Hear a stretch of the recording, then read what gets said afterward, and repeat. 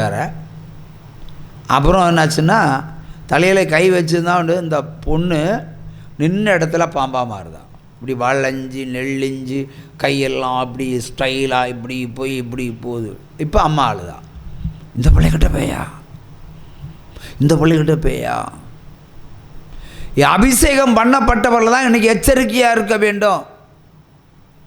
தேவனால் அபிஷேகம் பண்ணப்பட்டவர்கள், தேவனால் நடத்தப்படுகிறவர்கள் ரொம்ப ஜாக்கிரதையாக இருக்கணும். குழி தோண்டி புதைச்சிட்டு போயிடுவான். அப்பவும் சொன்னேன், இந்த பொண்ணு மேலே ஒரு பொருத்தனை நிறைவேற்றுங்கன்னு. அந்த அம்மா செய்யலை. ஒரு 3 மாதத்தில் ஆல் அவுட். பேயை ஓட்டினா தான் விடுதலை கிடைக்கும். கண்ணில் காண்பிச்சு கொடுத்தப்போ கூட அந்த அம்மா கீழ்ப்படி இல்லை. ஆனால் மருத்துவமனையில் கோடிக்கணக்கான பணத்தை செலவு பண்ணுவாங்க. கோடிக்கணக்கான. ஒரு நன்மையோ தீமையோ தேவனால் மட்டும்தான் வரும். தேவன் இந்த பிசாசை அனுமதித்திருக்கிறார்னு சொன்னால் உன்னை திருத்துறதுக்குன்னு அர்த்தம்.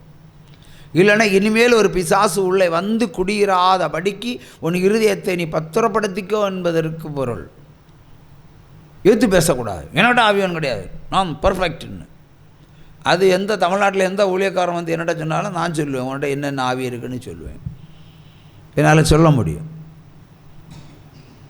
ஆகவே நிறைய ஊழியக்காரர்கிட்ட இந்த மாதிரி கிரியைகள் இருக்கிறது. அந்த பொய் அபிஷேகத்தினுடைய ஆவி உங்களை வஞ்சிக்கும், உங்களை ஏமாற்றும், எதிர்த்து நிற்க வைக்கும், கேள்வி கேட்கும். எல்லாம் கர்த்தர் பேசுவது போல இருக்கும். Tit for tat. ஆனால் கர்த்தாக்களின் ஆவி. நான் ஒரே 3-4 கேள்வி கேட்குறேன் உங்கள்கிட்ட. பைபிளை எல்லாரும் பின்பற்றுகிறார்கள். ஆர்சிகாரண்ட போய் ஞானஸ்தானம் எடுக்க சொல்லுவீங்களா? கேட்பானோளா? பிரதர் கேட்க மாட்டாங்க. சரி, நீங்கள் பிரசங்கம் பண்ணுறியா? உங்கள்கிட்ட மூலிஸ்தானத்தை எடுக்க சொன்னால் நீங்கள் கேட்பீங்களா? கேட்குறது கேள்வி.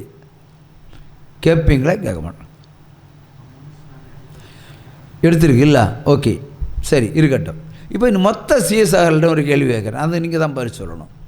மொத்த சிஎஸ்ஆர்கிட்டையும் மூலிஸ்தானம் எடுங்கன்னு சொன்னால் யாராவது கேட்பாங்களா? அறிவால் சிந்திப்புமே.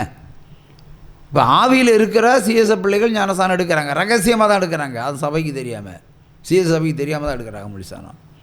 என் மறைச்சு எடுக்கிற காரியமாக, என் பகிரங்கமாக நின்னா என்ன? கர்த்தர் முன்பாக தன்னை என் ஒழித்து கொள்ள வேண்டும். சவுல் ஒழிச்ச மாதிரி சிஎஸ்காரங்க திருந்த மாட்டாங்க. அங்கெல்லாம் மூலிஸ்தானம் எடுக்க மாட்டான். ஆனால் ஆண்டருக்குள்ளே இருப்போம். ஆர்சிகாரங்க நான் இரவு பகலும் ஜெபம் பண்ணுவோம், ராத்திரி ஃபுல்லாக ஜெபத்தில் இருப்போம், உபவாசித்து இருப்போம், நிறைய நன்மை செய்வாங்க. ஆர்சிகாரங்களாம் நிறைய நன்மை செய்வாங்க, சிஎஸ்ஐகளோட நல்லா நன்மை செய்வாங்க, எல்லாம் செய்வோம். ஆனால் முழிசானம் அதெல்லாம் அந்த கிறுக்கு பயலுக்குரியது. வேறு நம்ம எல்லாம் அவளை பாருக்கி கிறுக்கு போயிடுவாள். அபிஷேகம் பெற்றவெல்லாம் அவள் பாருக்க அவன் செய்ய மாட்டான். பைபிளில் தானே இருக்குது அந்த வசனம். அந்த வசனத்தை அவங்க செவி கொடுக்கலாம் இல்லை? சிஎஸ்காரன் செவி கொடுக்கலாம் இல்லை? பெந்தெகோஸ்துக்காரன் தசமத்தை கரெக்டாக பயன்படுத்தலாம் இல்லை? பெரிய பக்கெட்டை கொண்டு உள்ள மூஞ்சியில் போட்டு அடிப்பானோல. ஆர்சிகார தொல்லை இல்லை. அவங்கள ஒரு கர்ச்சிப்பை எடுத்து சின்ன காணிக்கப்பட்டி மாதிரி செய்யணும். இந்த கர்ச்சிப்பை அதில் ஒரு கம்பு வச்சு விடுவாங்க, ஒரு தேயிலை பை மாதிரி இருக்கும். அவன் பார்த்து இந்த தேயிலை பையில் பணம் போட முடியாது, சில்லறை தான் போட முடியும், சில்லறை மட்டும் போடுவான். அவன் ஆர்சிகாரங்க சர்ச்சு போவோம் சில்லறை எடுத்துகிட்டு போவாங்க. அதானே உண்மை. தசமத்தை ஆர்சிகாரன் கேட்க மாட்டாங்க, கொடுக்கவும் மாட்டாங்க. ஆனால் வரி பணம் கேட்பணும், வரி பணம் கட்டாயம். அதான் பைபிளை வச்சுக்கிட்டு நமக்கு அறிவில்லை, கிறிஸ்தவர்களுக்கு அறிவில்லை, பின்பற்ற தெரியல. பைபிள் வேசன யாக்கோபு 1:22 என்ன சொல்லுது? வேத வசனத்தை கேட்டு அதன்படி நடன்னு சொல்கிறாரு. கேட்கிறவன் நீதிமான் அல்ல, அதன்படி நடக்கிறவன் தான் நீதிமான். யாருமே இல்லை. அப்போ சிஎஸ்சியும் திருந்தாது, ஆர்சியும் திருந்தாது, பெந்தெகோஸ்து திருந்தாது. இதுதான் விஷயம். பெந்தெகோஸ்து திருந்திருப்பான், ஊழியக்காரன் திருந்துவான், திருந்தி தான் பெந்தெகோஸ்து ஆவான். அதுக்கப்புறம் கெட்டு போயிடுவான். அவன் கட்டாயம் கட்டு போகிறான். மேக்சிமம் உள்ள ஆட்களெல்லாம் கட்டு போகிறாங்க. ஒன்றி பணாசை, இல்லைன்னா பெண்ணாசை, இல்லைன்றால் மண்ணாசை. 3 ஆசை அவனை தின்னும். நித்திரவலையிலேருந்து ஒரு பார்ட்டி வந்தது. ஒரு கணவன் மனைவியாக வந்தாங்க. காதில் கம்மலும் கிடையாது, ஒன்றும் கிடையாது. ஒரு 18 வருஷம் இருக்கும். உங்களை பார்க்கணும், அப்பாயின்மெண்ட் கேட்டாங்க. சரி வாங்க பிரதர்னு வந்தாங்க. வந்ததோட என்னோட சொல்கிறாங்க, பாஸ்டர் என்னுடைய பிஸ்னஸுக்காக ஜெபம் பண்ணுங்கள், உங்களுக்கு தசமபாகம் தரேன். அப்போ தான் சந்தோஷப்பட்டேன். என்ன மாதிரி ஒரு ஊழியக்காரன் இருக்கிறானே, வேலை செய்கிற ஊழியக்காரன் இருக்கிறான் போல இருக்கு. என்ன பிஸ்னஸ் பண்ணுறீங்கன்னு ஆர்வமாக கேட்டேன். பாம்புக்கு கல் விற்க போகிறேன்னு. பாம்புக்கா கல் விற்க போகிறேன்னு. பாம்பு கல் விற்க போறியா? நித்திரவழியில் கடற்கரையில் வேலை செய்கிற பாஸ்டர்மார், ஒன்று கருப்பாக இருக்கும், ஒன்று வெளுப்பாக இருக்கும், 2 ஜோடியாக வருது. போலீஸ்காரன் வந்து தூக்கி போட்டு இடிக்க போகிறான், போய் அணில் விட்டு விட்டேன்.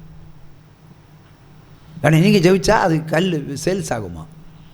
இப்படி நிறைய ஊழியக்காரங்க நடக்கிறாங்க. கல் விற்கலாம், அது விற்கலாம், இது விற்கலான்னு. வேய ஓட்டணுமா, பச்சை தண்ணி வாண்டி குடித்தோமா, சாப்பிட்டோமா, செத்தோமா, பரலவத்து போனோமான்னு இருக்கணும். இதுதான் ஊழியக்காரில் விதி. இடையில எதெങ്കിലും ஆண்டவர் அற்புதம் செய்தால் உயர்த்தணும்னு நினச்சா அவர் உயர்த்திடுவார். உயர்த்தினாலும் வருத்தப்படக்கூடாது, உயர்த்தினாலும் வருத்தப்படவே கூடாது. தேவனால் கூடாத காரியம் ஒன்றுமில்லை. ஆகவே இந்த மாதிரி பிஸ்னஸ் எல்லாம் பண்ணக்கூடாது. நம்ம நிறைய பேரை பார்த்தா பெண் புரோக்கர்கள், ஆணையும் பெண்ணையும் இணைக்கிற வேலையில் நிறைய பாஸ்டர்ஸ் எல்லாம் இறங்கியிருக்காங்க. புரோக்கர் சபை வச்சுருக்காங்க. அதுக்கு பேர் ஆங்கிலத்தில் என்ன சொல்லுவாங்க? மேட்ரிமோனியல். அது மோனசிலாஸ்தர்ஸும் வச்சுருக்கிறார். எல்லா பெரிய சபைகளையும் வச்சுருக்காங்க. ஏன்னா கமிஷன் அடிக்கிற வேலையை அது. இதெல்லாம் செய்யக்கூடாது. ஒரு பாஸ்டர் இதெல்லாம் செய்யக்கூடாது. அது மோனசிலாஸ்தர் ஆனாலும் சரி, டிஜி பால் தினகரன் ஆனாலும் சரி, அது நம்ம வேலையில்லை. தீர்க்க தரிசனம் வரைக்கலாம். இப்போ சபையில் 2 பேருக்கு தீர்க்க தரிசனம் இருக்குது, 2 பேரும் ஒன்று சேரலான்னு தெரிஞ்சுன்னா அதை சொல்லலாம், அது வேறு விஷயம். தீர்க்க தரிசனம் உரைக்கிறோட சரி, மீதி உள்ள காரியங்களெல்லாம் அவங்க தான் பார்த்துக்கிடணும். அண்டு பாஸ்டர்லாம் புரோக்கர் ஆகக்கூடாது. நிறைய பேர் புரோக்கர்ஸ் ஆகி இப்போ புரோக்கனாகி கிடக்கிறாங்க. கர்த்தருடைய பணியை செம்மையாக செய்யணும். கர்த்தருடைய பணியை செம்மையாக செய்யாதவன் சவிக்கப்பட்டவன், இல்லைன்னா அவனுக்கு வேறு அலப்பு வாயன். அலப்பு நீதிமொழி பிரசங்கி 10:11 எடுத்து படிங்க பார்ப்போம். பிரசங்கி 10:11.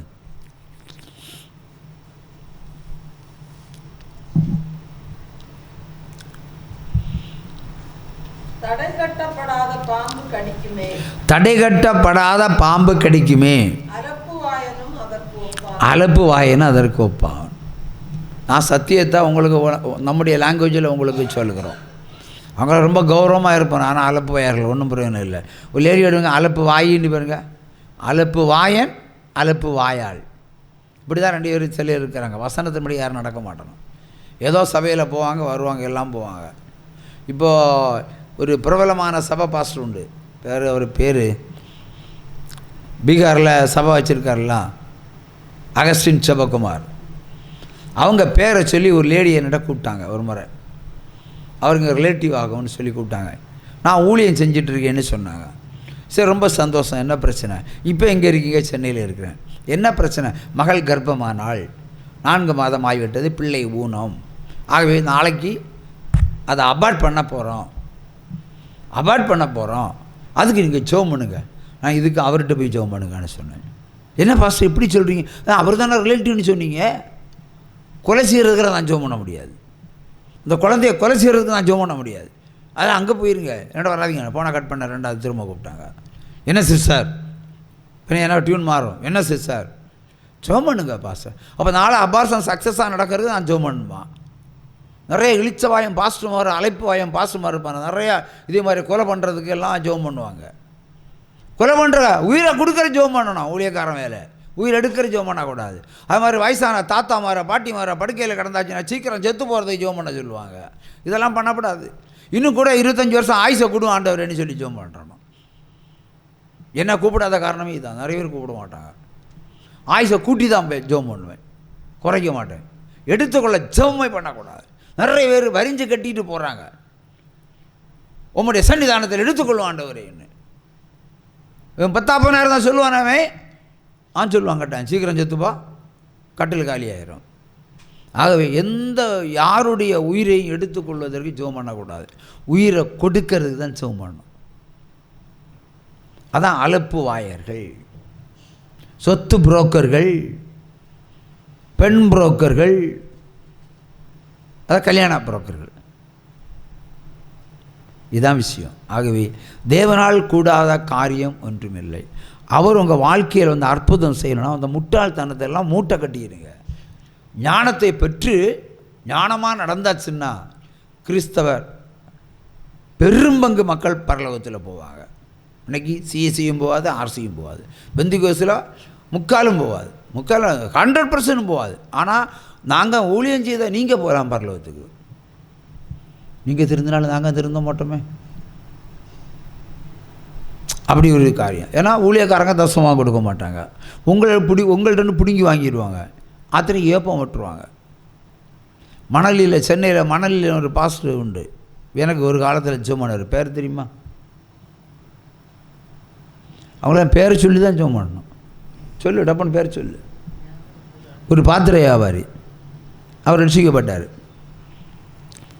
அவர் எனக்கு தீர்க்கதரிசனம் உரைக்கிறார். நான் சென்னையில் இருக்கும்போது, நீ சொந்த தேசத்தை திரும்பி போய் 3 மாடியை கட்டுவாயினார்.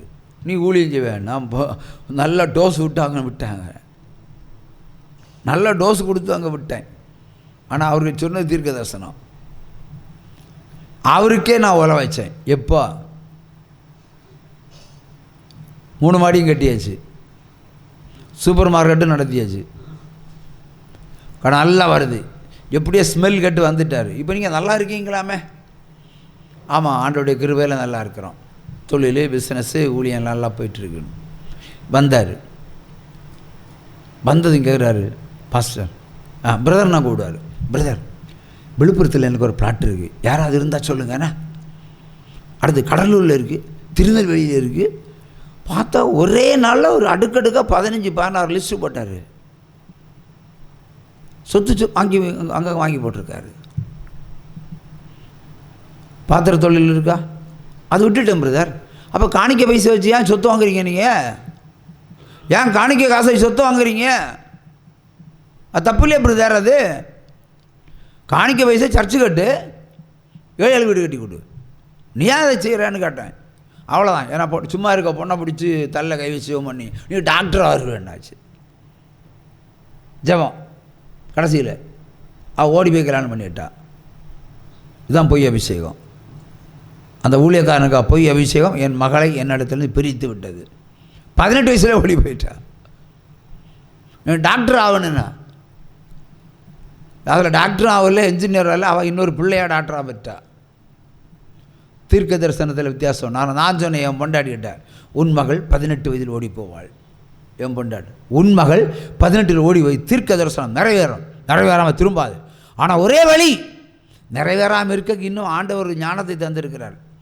நீ அந்தியூரில் பிள்ளையை கூட்டின்னு படிக்க வை, தப்பித்து போகலாம். அதர்வைஸ் ஓடி போவா. 6வது வகுப்பில் சொன்னார் தீர்க்க தரிசனம்.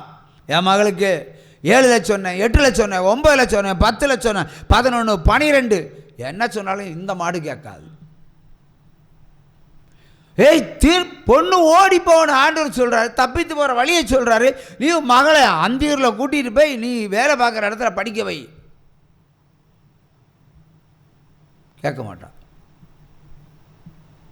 நிறைய ஊழியக்காரங்க திருந்த மாட்டாங்க. தப்பு எவன் செஞ்சாலும் தப்பு தான். 11th படிச்சுட்டு 12th முடிச்சுட்டு மார்க் ஷீட் வாங்க போகிறான், இல்லை 10th முடிச்சுட்டு மார்க் ஷீட் வாங்க போகிறான். நான் சொல்கிறேன், உனக்கு ஒரு தீர்க்க தரிசனம் சொல்லுவேன். அவன் இலவசத்தை காட்டி உன்னை ஏமாற்றுவான். நீ ஏமாந்து போகிறது. நீ டிசியோட தான் வெளியே வரணும். இனி இந்த பள்ளிக்கூடத்தில் படிக்கக்கூடாது. நேரம் உன் ஊரில் அந்தியூரில் போய் உன்னை படிக்க வைக்க ஏற்பாடு பண்ணுறேன். அங்கே தானே தனியாக வீடு வச்சுருக்கா, அங்கே இருக்கட்டுமே. உடனே நீ பின்வாங்குவேன்னு எனக்கு தெரியும், ஆனால் டிசிலாம் வந்தாச்சுன்னா உனக்கு வச்சுருக்கேன் பாரு வேட்டுன்னு. அவள் போனான். அதில் நல்லா படிக்கிற பிள்ளைங்க எதுக்கு அந்தீர் கூட்டிகிட்டு போகிறீங்க? என்ன சிஸ்டர் நியாயமா? ஒரு பிள்ளை நான் இலவசமாக படிக்க வைக்கிறேன், நான் என்ன பிச்சைக்காரனா? அப்படியே வந்துட்டா. ஒரு பிள்ளைக்கு இலவசமாக படிக்க சொல்கிறாங்க, நமக்கு நீ அந்தீர் கூட்டு போனேன். நான் என்ன டிசியை வாங்கிட்டு வாண்டினா அதை நீ செய்யணும். நான் போனால் அவனை அடிப்பேன் என் கேரக்டருக்கு. ஏன்னா ஏற்கனவே ஒரு தகராறு ஆச்சு. அதனால் நீ டிசியை வாங்கிட்டு வானா, நீ விட்டுட்டு வர. நீ அந்தியூரில் பிள்ளைகளை ஜாக்க டிசி வேணும், இலவசத்தை காட்டுன்னு வாங்கிட்டா நான் வாங்க மாட்டேன் டிசி. பிள்ளை எங்கே படிக்கட்டு. பின்ன 12 வயசில் ஓடி போகிறது உண்மைதான், எந்த மாற்றமும் கிடையாது. இப்படி தமிழ்நாட்டில் திமிர்தானமாக ஒரு ஊழியத்தை நீங்கள் காண முடியாது. 18 வயசாச்சு. இந்த தீர்க்கதரிசன தடுக்க அதை நிறைவேற்றாமல் இருக்கிறதுக்கு நான் ஒரு ஸ்கெட்சு போட்டேன். இன்னும் பிள்ளைக்கு பாதுகாப்பாக சென்னைக்கு நான் போகிறேன். சென்னை கேளம்பாக்கத்தில் இந்துஸ்தான் யூனிவர்சிட்டியில் படிக்கிறாங்க. நான் கேளம்பாக்கத்தில் போய் படூரில் போய் வீடு எடுக்கிறேன். நம்ம கிராமத்து பாணியில் ஒரு பெரிய வீடு, அரண்மனை வீடு எடுக்கிறேன். ஸ்டவ் ஹியூ எல்லாம் வாங்கி இனி ஹாஸ்டலில் படிக்கிற பிள்ளை எங்கள் கண்ட்ரோலில் கிட்ட தான் அங்கேருந்து சென்னையில் ஊழியம் செய்கிறேன். இவ தான் சொன்னால் கேட்க இல்லையே, ஏன்னா 18 வயசுக்கு இனி 3 மாதம் தான் இருக்குது. அவை தீர்க்கதரிசனம் நிறைவேறாமல் இருப்பதற்கு தகப்பனாய் போராடினேன். நான் அப்போது எல்லா பொருளும் வாங்கி வச்சுக்கிட்டேன். கடைசியில் என்ன காசு இல்லை, காசு 1000 ரூபா தான் மிச்சம் இருக்குது. அப்போ இனி காசு இல்லாமல் அங்கே இருக்க முடியாது. சம்பளம் 4 சம்பளம் போட்டாச்சா அனு கேட்டேன். அது இந்த மாதம் சம்பளம் பிந்தி தான் வரும். அந்தி கிறிஸ்து யாரையும் பயன்படுத்தும். இந்த மாதம் பிந்தி தான் வரும். காசு வேணும் எனக்கு, நான் சென்னையில் இருக்கிறதுக்கு. நாளைக்கு பிள்ளைகளை கூட்டிகிட்டு இங்கே விட போகிறேன். ஹாஸ்டல்லேருந்து இங்கே விட்டு நான் கண்ட்ரோலில் நான் சமைச்சு நான் பிள்ளைகளை அனுப்புகிறேன். எந்த சாத்தான் ஜெயிப்பான்னு பார்க்கலான்னு. அவள் போட்டால் விட்டு அது 15 பிப்ரவரி மாதம் ஏதோ ஒரு மாதம் சொன்னாள். சொல்லிவிட்டு அது ஐடி ப்ராப்ளம் பிந்தி தான் சேலரி ஏறும்னு. அப்போ நான் என்ன செய்தேன், திடீர்னு ஊருக்கு திரும்பினேன். தாம்பரம் தானே சொல்ல சம்பளம் கட்டிட்டாச்சு. இப்போ திரும்பி போக எனக்கு மனம் இல்லை. நான் ஊருக்கு வந்தேன். மறுநாளே பண்ண ஓடி போச்சு. இதான் நிறைவேறாமல் இருப்பதற்கு நிறைய முயற்சி பண்ணேன். ஆனால் அதுக்காக என் மனைவி கோஆப்ரேட் பண்ணலை. கோஆப்ரேட் பண்ணியிருந்தால் என் பிள்ளை ஓடி போவாது. தீர்க்க தரிசனம் படி தான் ஓடிப்பான. எவனையும் லவ் ஒன்றும் பண்ணலை. அது ஒரு கடத்தல் கல்யாணம். அதையும் தேவன் எனக்கு தான் வழிபடுத்தினார். போலீஸு அலைவீசி தேடி பார்த்து ஒன்றும் நடக்கலை. அப்புறம் ஆண்டு பேர் சொன்னார், இன்னும் அவனுக்கு ஃபோன் போடுனாச்சு. சென்னையிலேருந்து ஃபோன் பண்ணுறேன், வேய் நாளைக்கு நான் ஊருக்கு வருவேன். எவன் கல்யாணம் பண்ணானோ அவன் பொண்ணை கொண்டு வீட்டில் வச்சுருக்கணும். அவன் வீட்டில் வச்சுருக்கட்டும், நான் ஜோம் பண்ணிக்கலாம், நல்லா இருக்கட்டும். எந்த அப்பனும் முடிவு எடுக்க மாட்டான்.